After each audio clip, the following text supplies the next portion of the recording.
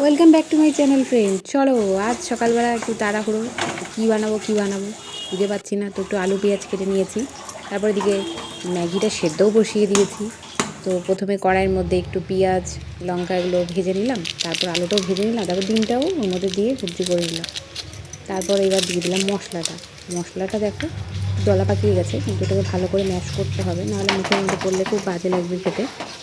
তো সকালে কি করব, এত তাড়াহুড়া, স্কুলে আজ মিটিং আছে, বাবুর স্কুলে আজ মিটিং আছে, তো মিটিংয়ে যেতে হবে।